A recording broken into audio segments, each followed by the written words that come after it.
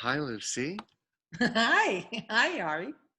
Thank you so much for being here in this cabaret corner that we're doing. Yeah, kind of cool. I'm getting used to this Zoom thing. I kind of like it. It's nice. There are You some only have things to, you that only have to dress from the waist up. It's kind of cool. It's very relaxing. You don't have to drive anywhere. I kind of get used to this. it definitely has its perks. It def- Doesn't does not work well for what I do for a living, though. It does not work well. This is not. I'm a gatherer. I gather people and make them happy in a small space without windows. So it's hard to imagine when that will ever happen again, but it will. and you gather people in many ways as an actor, an actor on TV, film, and in cabaret rooms, but you're also a director and a producer and. So what is how has working in all of those different mediums influenced the work that you do and influenced your life? Hmm. Well, that's a good question. How has working in all the different mediums influenced my life? I don't know that I ever thought about it like that. To me, it's all kind of based on the same model. I mean, you take a good story and you try to make it believable. So you're in theater, you're telling a story in a nightclub act, or you're in a movie.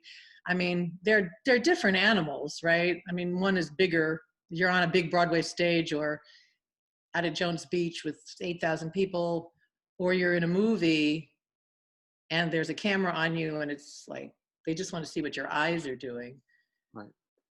I guess all of it influences you, though. I'm relating it and sort of to my work in cabaret nightclubs, whatever you want to call it. I don't know what we're supposed to call it anymore. Carol Channing said it's a concert, so you just have to call it a concert. Uh, but you've got tiny little soft ballads, which is the movie thing, right? And you've got big brassy blowout numbers, and that's the big stage thing. And it's still all about telling the story. To me, it's always about the lyric and who am I? Why am I saying this? Who am I saying this to? And so all of that work influences the other. Yeah. It's basically the same.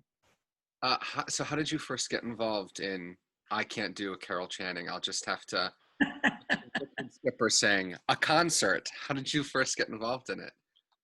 Now, that's a very interesting story because I was doing a lot of theater, and I guess it was after I did They're Playing Our Song, and I did a few First National tours with my husband, and I kept looking for, another show to do on Broadway, and they weren't there. I mean, it was in the 80s, and I kept saying to people, you had to either have whiskers or skates to be on Broadway in those years, Yeah. the Nissa, right? Uh-huh. And so at some point, well, no, Lucy, I remember exactly when it happened, actually. My father died 1986, Mhm. and I had been taking care of him. And on the night that he died, I went upstairs to look for an address book to call people. And what I found in a drawer were this plastic packet of cassettes, Wow. like archival cassettes that somebody, a fan of his in San Francisco, had put together of his old radio shows, live radio shows and performances at the Rose Room of the Palace Hotel in San Francisco, and Tropical Trip radio show, My Father's Music with the big band. So while I was dealing with all the funeral arrangements and all of this, I was driving around with my car and sticking in these little cassettes and listening to them. And it took me someplace I don't think I've ever been, but certainly closer to those years on Broadway with live orchestras, right? And I just said to myself, God, if I could, I just want to be on a stage with a band that good and arrangements as great as his. I would be so happy. And I sort of said that, and in passing, and put it out there. I went and talked to my manager's agent people and told them I wanted to do like a show based on my father's music, but kind of connected to the music that I do. And they all talked me out of it. It's not going to happen. It does cost too much money. It's the a-hole of show business. Nobody wants to do this anymore. Really, I mean, I went out of there like, wow, okay. Like, no, you don't want to do that. Yes, I do. No, you don't.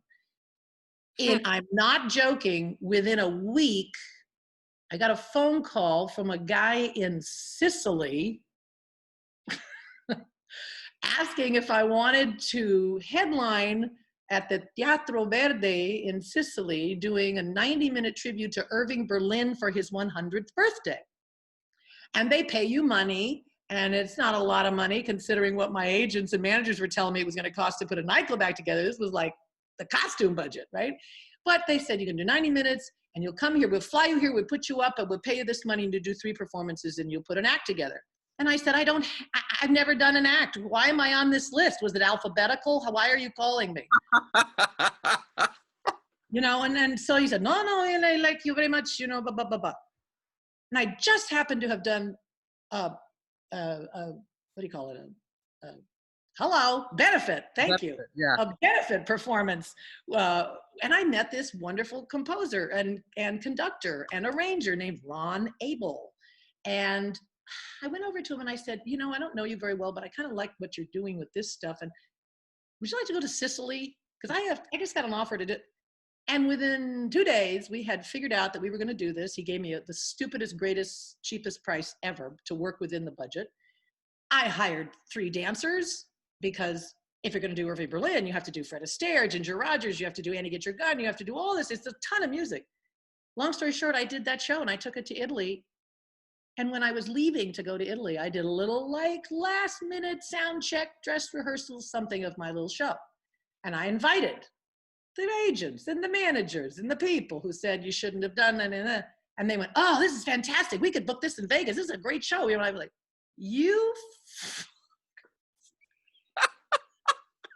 But I didn't say that. I said, oh, what a great idea. So glad you thought of that. Right. And I ended up doing that show for over a year. And all around the country and in Vegas and all these places. And then it wasn't Irv's birthday anymore. So I took out a little Berlin. I put in a little Gershwin. I put in Cy Coleman. 30 years later, this is pretty much what I do when I'm not doing theater or doing a little tiny part in a movie somewhere. It's crazy how it happened. Out of the clear blue skies, no pun intended, Irving. And because I was inspired by my father's music and it's something I just put it out. They say, tell the universe what you want and be specific. Yeah. I couldn't have been more specific, and it happened. Yeah. So there you go. So I saw how was it billed? The reunion concert? Oh, yeah, the one night only reunion concert. They're playing our song on Broadway. That was great. On the actual night of the 40th reunion of They're Playing Our Song, Robert Klein and I and our original conductor, Larry Blank, and a huge, big, I think it was 20-piece orchestra. Even Debbie Gravitt, who was Debbie Shapiro in those days, who was one of my voices, came back. And Hugh Pinero playing one of the voices. We had all these great people. It was spectacular. We sold the place out. Yes, Ron Abel. Ron Abel played the piano. He said, I don't want any credit. I just want to be a part of it. I said, well, you could be the keyboards. I'll be the keyboards. That's great. So it was magical. So I sat in, I think it was the back row. And if it wasn't, it might as well have been the very back row of the balcony. Wow. But what struck me was how you, unlike anyone I have ever seen, you conjured energy from God knows where, and it just, like lightning out of your body, electrified the theater. What did it feel like to be back doing that on the anniversary with your family of actors? What was that like? I didn't have to go very far to find the energy, because the energy was so thick and electric. Even in the first day of rehearsal, we only had a week, to throw it together. And it was just, there was such happiness. There was such joy. And a little bit of melancholy sadness too, because we had no Marvin, we had no Neil, and it was way too soon to lose those people. And but Patty Birch was around, even though Chet Walker directed it, choreographed it. Patty was there to, make sure it was a little bit this, a little bit that. And there was just an enormous amount of joy. I stepped onto that stage and it was palpable, the love that was in that room. I mean, even from the back, I guess you could feel it. It was just, I had all I could do not to cry through the whole show, because it was so, so special. And I just found energy that I didn't even know existed in my body anymore, you know. We did some really crazy fun stuff because a lot of the jokes in the show relate to what she's wearing, you know, and it's a concert, so you can't keep changing clothes. Right. You don't have time, and there's no budget for that. And it's all these props and all this stuff. So even just pulling that off at all was huge. And God bless Ann Roth, who did the original costumes, the magnificent Ann Roth. She gave me that one little silly silver, you know, dress that I added these pieces to. Some of them looked a little ridiculous on top of that dress, but it was like, at least you got the sense that, oh, that's the thing she wore in the, you know, when she went to the nightclub, and oh, that's the beach thing. And it was just so much fun. We had so much fun. And Robert, true to Robert, of course, I made sure that we had these scripts shrunk, right? They were, instead of being the big scripts that we normally had on the originals, or some little Samuel French thing, which is, I'm sorry, I can't see that print anymore, forget it. We took the big ones, and we had the font enlarged but shrunk down to like 5x7s, and a spiral notebook, which is brilliant. They do that for you. That's fabulous. And I made sure that I had mine like 3 weeks ahead of time, and that Robert had his ahead of time, so that even though it's a concert and it's supposed to be a reading, and they insist you hold the book, because otherwise Equity is like, no, it's a real show, you know. So you hold the book, but you don't want to stare at the book the whole time. You know, you want to look up. And so the only way to do that is to have read it 1,000,000 times. And so that when you look down, you go, oh yeah, that's that part. Oh yeah, that's that part. And when we got there the first day, I was really nervous about that because I wanted it to flow. I didn't want to make it look, you know. And Robert Klein came in and he said, anybody send me a script? God. And I said, you didn't get your script? He goes, yeah, I got it, but I didn't bring it. Anybody got a script? So poor Robert was like playing catch up for the whole goddamn thing. But you know, he was still Vernon. He was still exactly the, you know, the comedy was the comedy from, it was like it was the next day. We were just walking a little slower. It was longer to get across the stage, you know. It was like, oh man. But I found that Neil's script, except for like one line about age, where it's like, well, after they turn 30, they do, or whatever it is. You know, I had to read that line differently. After 30, like where I am now, it's different. But other than that, the script still works because it's just the story of two sort of popular people, you know, one's really popular in one area and one's really popular in another, but not together. These two people trying to work together because their agent said you have to write a song for Barbara. And they fall in love and they're trying to work and love each other at the same time. That story still works today. It could be any, we were sort of playing, instead of Marvin Hamlish and Carol Bayer Sager, we turned out to be Cy Coleman and Dorothy Fields, you know. We aged the relationship. Right. So you talked a bit about the music that your dad, that was his life. And I'm a conga player, so I'm fascinated with. That's cool. That is not in my lineage at all. I am an Ashkenazi Jew to the core, but somehow I play conga, and I'm curious, as somebody who grew up with that music, how, other than how it's informed the work that you've done with, you know, your solo show, how did it influence you as Lucie the person? How did that infectious music change your life? That's exactly the word, infectious music. I can only tell you, let me give you this as an example. I have my first grandchild now. I have two, but the one that came first was born literally a year ago this week. And he, Jeffrey Dodge Connor, JD, loves to dance. And, you know, he's a year old, but you put music on and he goes like this. And I started teaching him very early. And I'd go, you know, like, Babaloo, Babaloo. And so now I say Babaloo, and he finds something and he goes like this. But he loves me. I think from the time you're a kid, rhythm is the one thing that kids understand. They're in their little high chair thing and they start going like this, you know?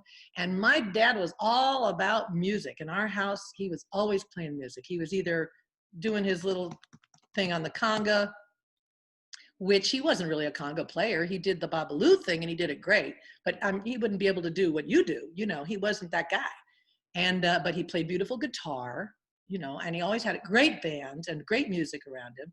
So I'm quite sure that the reason I do what I do today or have any rhythm at all is because of that. It was early on, as osmosis there. And my Latin Roots show that I do now around the country is basically that. It's a thank you, Dad, to the music that came into my life and that became musical theater. And then eventually, as I told you, the Irving Berlin show, which became all these other shows. And I look back and go, I wouldn't have any of this if it wasn't for that music in my life. Because I didn't just go off and become a television person or an actor in movies. I wanted music. That's why I headed toward musical theater.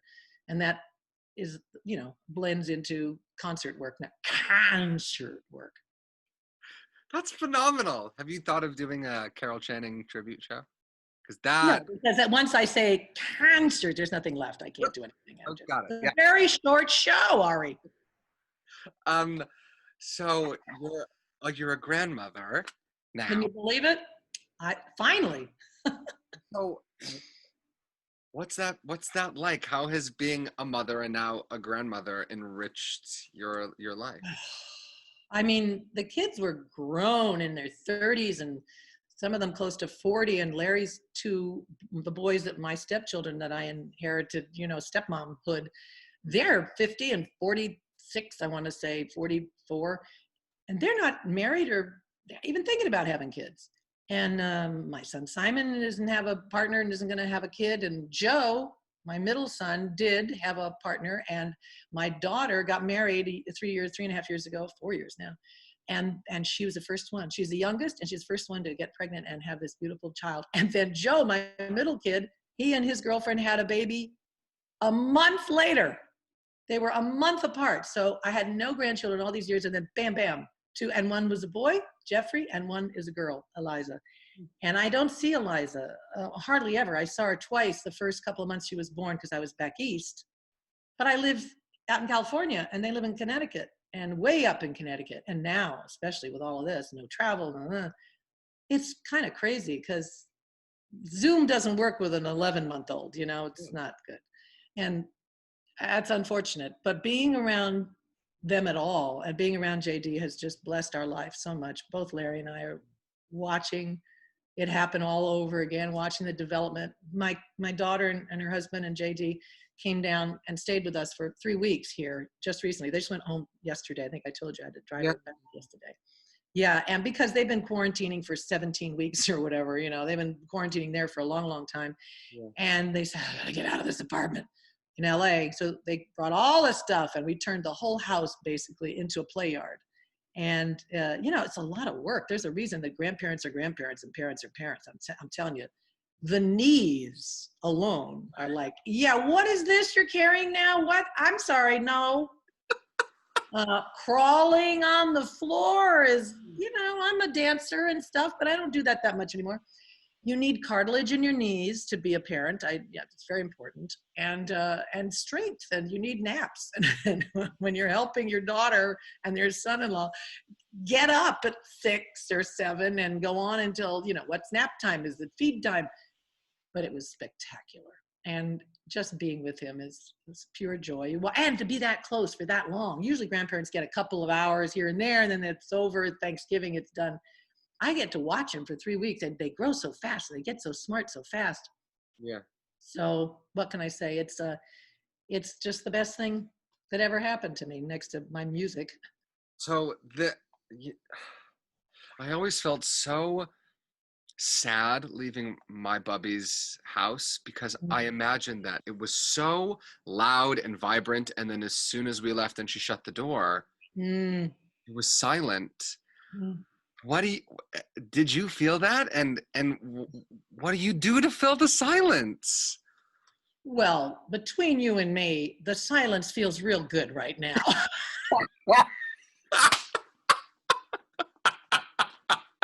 I won't tell anyone. A few days, okay? A few days. Give me a few days alone so that I can take a freaking nap, so that I can sit down. You can rest your knees. And also, don't forget, we were like Larry and I, my husband and I, we live here, and we've been quarantined too. And I cook a lot of meals for Larry and I go shopping. He stays here because he's a little older, and we don't want to get him in trouble. We don't want to get him sick. So I go out with the hazmat suit and the whole thing, and I go shopping. And then suddenly you have 3 more people to cook and clean. But they were great. They helped and everything. But it was nonstop. I mean, it was nonstop. Yeah. And they decided to go home, and I understood that they needed to go, and I thought, come back soon, but it's fine that you're going now. I just needed to just get my batteries recharged, so. Yeah. But it's true, even though I was kind of like, God, I drove all the way to LA, dropped her off with the baby. He drove another car, and then I drove all the way back. I just literally went to the restroom, got back in the car, and drove all the way home, because I just want to get it over in one day. And I got home, and I was so exhausted. I was so happy just to be home. And okay, now I got a couple of days just to do nothing. And I saw the little empty little baby Einstein thing that he gets in and jumps around with and goes around. And it's empty, and the high chair, and it's empty. And I go, oh, because I do. It's so it's both, it's both. What can I say? Oh. You and Alex Corey and Christopher Marlowe and many more people live. David Zippel, Barry Manilow, all these people down here, right? Yeah, they all live in the Coachella Valley. Mm-hmm. What is it about the greater Palm Springs, Palm Desert Rancho Mirage area that has become a mecca for cabaret? Well, first of all, let me see if I can even show you where I am. Oh my God. So I have that mountain to look at every day. We found a place that is so special, and there's nothing in front of us, and they can never build in front of us because it's Indian land and burial grounds and all that jazz. These mountains are so mystical, and they give me such energy. I love coming back here. I'm not a retired person. I'm not one of those Palm Springs retired people, nor are any of those other people you just mentioned. But this perch is so healthy. It's such a great place to be. I mean, even during this COVID thing, we are among the healthiest sick people around. I mean, we're really doing this well. And people are sick, and people have died.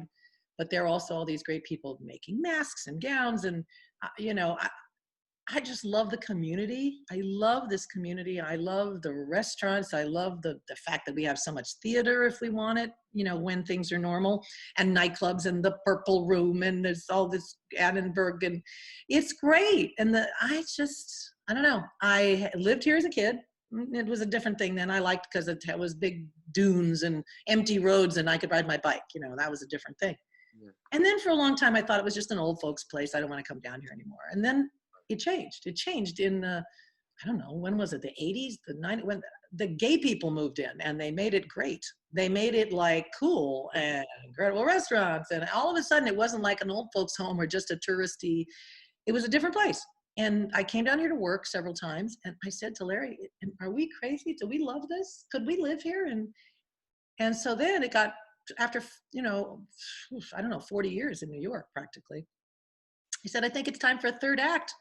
And he said, yeah, I'm tired of shoveling snow. I'm tired of, what we have to go through with the commute back and forth and back and forth. Let's try it. And we found this place, and I swear to God, I've never been happier in my life. So it's a beautiful place to be. He says the exact same thing. Mm-hmm.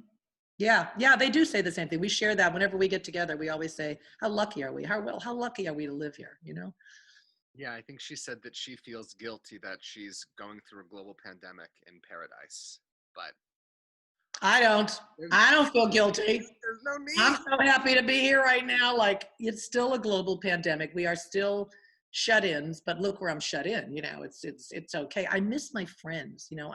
I really, one of the things we love to do here is gather, little gatherings. We have like a core group that has pieces that pop in and out, and it's usually the pieces of the people who come in and out of Palm Springs to do shows, people who are appearing at the Annenberg or at the Purple Room, they're fabulous people all the time. You never have to go anywhere if you live in Palm Springs, because everybody comes here. Say, oh, so-and-so's in town. So they'll come over and we'll have drinks and they'll play music at the piano until 2 a.m. and Ann Hampton Callaway and, Billy Stritch and, all these people. It's Tommy Tune. And now this is the season, right? We're in the height of it's almost over now, but we missed the whole season. Like the whole season went by and nobody gathered and no one did any of that. And there was no theater and no nightclubs. And that was weird. But look what I'm talking about. You guys are in New York, for Christ's sakes. That's beyond weird. That's the Twilight Zone there. That's crazy. But what else are you going to do? So, but normally when we get back to normal, that's the fun, is that it's spontaneous. Oh, David Zippel will say, so-and-so's in town. We're going to have a little cocktail party. Can you be up here at 6:30 tomorrow night? And I was like, yeah, good, whatever. It's so cool. And everybody just gathers, whoever is like, oh, you're in town. And so we'll throw a little thing for you and invite all these people, Barbara Boxer, senators and politicians and great people. Amazing. Just great people. So you've mentioned gathering a lot and that you are a gatherer. Have you always been a gatherer? Where's that come from? Yeah, I have actually. And I think my mom and my dad were gatherers too. They loved family. They loved to have family over. My mom and dad would always, even before I was born, their whole movies show that they were constantly, whenever they had spare time between their movies and his club acts, to, throw costume parties in the backyard and big, wonderful pool parties and things. And we grew up that way, having folks over and having fun and barbecues, and dad would make his big pork dinners and things. And then after they got divorced, my mother did it less, but my father continued to sort of be a host and have people. He lived at the beach across from the racetrack. And so like a typical night in the summertime after the races, he'd come back and the neighbors would come over and sit at our upright piano, which also was a player piano, funny enough. And but the neighbors were Jimmy Durante and Bing Crosby, and Burt Bacharach, because they loved the track. And we'd sing and they'd, so I still love to do that. That's my great joy. And my family, per se, those people are no longer here. So you make your own family, right? These are my new Palm Springs family, and we still are like a family, these friends of mine down here. Yeah. So, this interview is about you, right? This conversation is about you. So I don't want to spend a lot of time on this, but I'm curious if you had the opportunity to sit down with your mom and your dad and you could ask each of them one question, what do you think you would ask them? Well, it's interesting you say that, because I did a whole documentary basically with that thought in mind, like why, what happened? Yeah. That was the whole basis of the documentary, was a daughter's search for, why am I the person that I am? Why did they have what they had and they couldn't somehow make it work personally? And they were gone. I couldn't ask them that anymore. And, but I asked other people, like, why did this happen? And what do you think made her so sad? And why was he this and that? I guess if they came and sat down right now, without all the bugaboos, he was this, and I think they would be smarter. If I could have them now in their consciousness now and say, now that you know more, you've been gone 30 years, you've been, in a place where there's only truth and love. Yeah. What do you think happened? How do other people not let that happen to them? Not just for myself, like, what happened? No, I'm good. I worked it out. Yeah. But it's interesting to me because everybody thinks more and more, bigger, best, richer makes you happier, right? That's what everybody seems to be striving for. Bigger, better, best. And I think they were pretty big. They got pretty darn big and fabulous. And they weren't rich like Jeff Bezos is rich today, but they had enough money to do pretty much anything they wanted to do. And they ended up having a lovely couple of kids, and yet they couldn't use that, and they couldn't break through and have each other, which was the whole reason that they did the show. Right. So I would like to know what actually happened. Was it that you were afraid to explore the reasons you were so fearful? Oof. Wow. There was so much sadness that they brought. I know that. I researched it, and I've been my whole life is basically about asking those questions. So they came to it with a lot of sadness, and I think they wanted the other person to solve it for them. And you can never do that, right? You can only solve it for yourself. You have to find it in yourself. So I think that's what they would tell me. I'm pretty sure that's what they would tell me. But yeah, that's the big question. Hmm. I love that. I like what you said about heaven, that it's a place of just truths and love. I don't think I've ever heard that articulated like that before, but that's Well, yeah, I mean, I don't believe in a heaven hell situation, that there's a God up there that we have to beg to do stuff. And if he likes us, he'll do it. And if he doesn't, he doesn't. If we upset him, I don't believe that. I'm more of a new thought person. And I really believe that, first of all, any spiritual, any God is within us. It's in us. It's basically, we have that spark in us all the time. And all we have to do is like go down and tap into the God that's there already and bring it back out again. It's there ready I'm here. Let me know if you need me. And we don't call on it enough. And I think the afterlife is simply an energy that is powerfully love and forgiveness and truth with a big T. Like, this is the truth. This is all the truth there is. This is what the truth is. And it's not punishment. It's like, you had a choice. You went down there and you did that stuff. And that was kind of interesting. what'd you learn? What'd you learn? You're going to want to go back? You done? You want to go back? Oh, you want to go back. Okay. Yeah, because a lot of us want to go back and say, no, I'd like to go back. I like to think my mom and my dad would say, I'll give it one more shot. It's so interesting hearing you talk about the God within each of us. I'm really struck by what I see, or what I have seen in these small, intimate cabaret clubs, that it's almost an hour or 75 minutes of people getting really in touch with the God that's within them, and then allowing music to be the thing that shares it with an audience.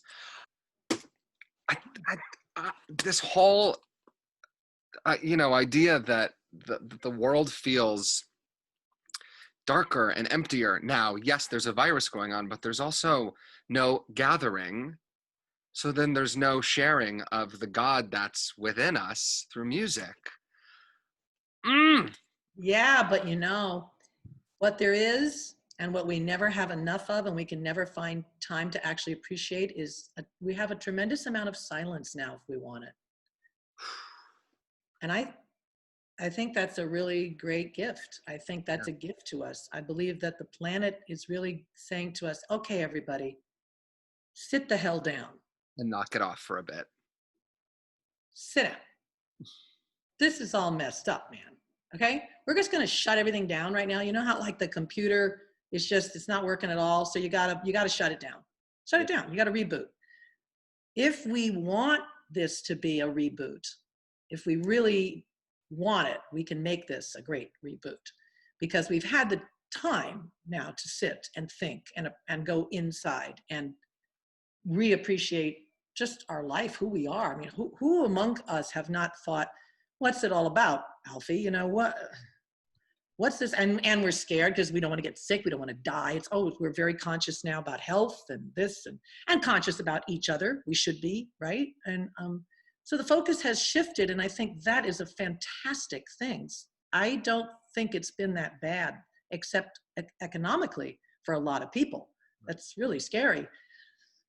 But maybe it just needed to happen. So we look at things differently next time, hopefully.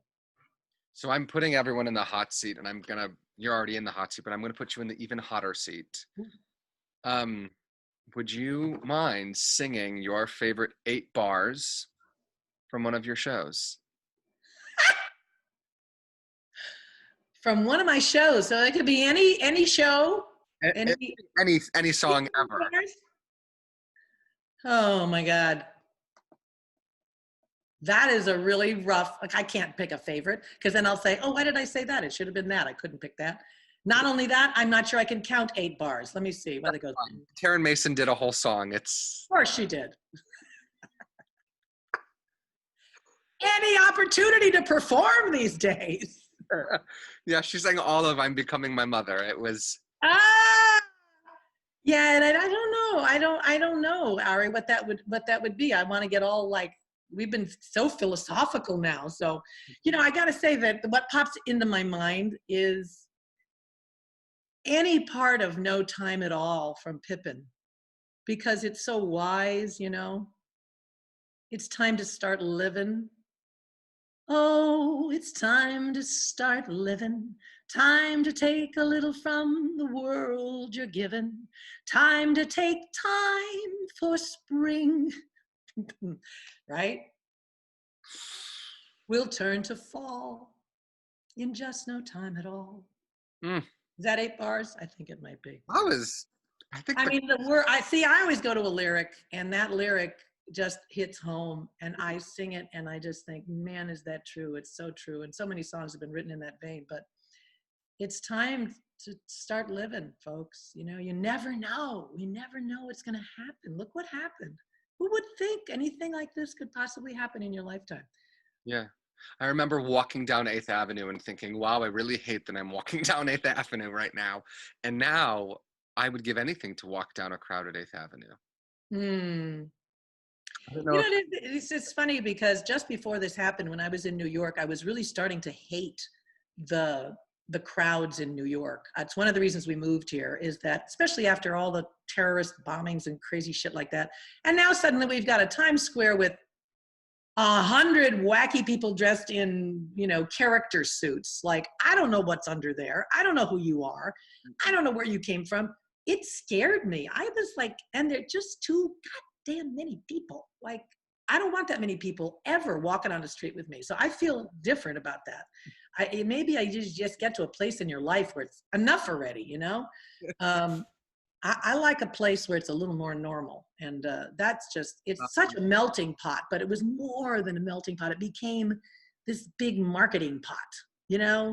and Times Square, like any time of the day, it's bright as your kitchen in there because of all the neon signs and all the sell, sell, sell, sell, buy me, buy me, buy me, buy me. I'm glad it's all shut, I just stopped trying to sell me stuff, man. I don't want to do it anymore. And yeah, give me a job in a Broadway show. When I'm in a Broadway show, I walk down like feeling like the best person ever because I love my work. I love my work, and then I love being in New York because I'm in a Broadway show and I'm just adoring it, Go figure. One last question. Oh. I know we should do this again. Let's do it Okay. again sometime. Okay. If you could invite 5 people to dinner, who would you invite? Here we go. 5 people? Yeah. Did I hear the rest of the question right? 5 people, what? To dinner and what? Who would you invite? Who would I invite? You mean it could be anybody, like living, dead? Living, dead, you don't even, yeah, anyone. Okay. I'd like to see President Obama and Michelle and Barbara Boxer and Randy Rainbow, Michelle, Barbara Boxer, Randy Rainbow, and Donald Trump. That would be my dinner party. The fly on the wall. I just want to see them have dinner with him.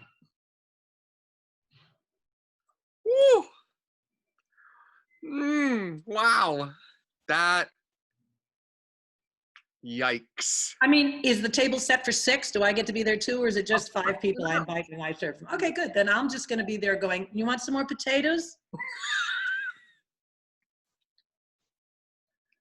Yeah, I just think, I think that would be tasty. And if one of them couldn't show up, then I would invite Rachel Maddow to join. And I would go that direction. I just want to see him have to actually face people and answer questions. Somebody that he can't go, nasty question, you're not coming in here anymore. And he couldn't leave. It's your dinner party. He can't just get up. It's my dinner party. He came, he said yes. So, he has to stay and he has to be nice. And he has to wear a mask. No, he doesn't have to wear a mask. Good luck. Good luck with that.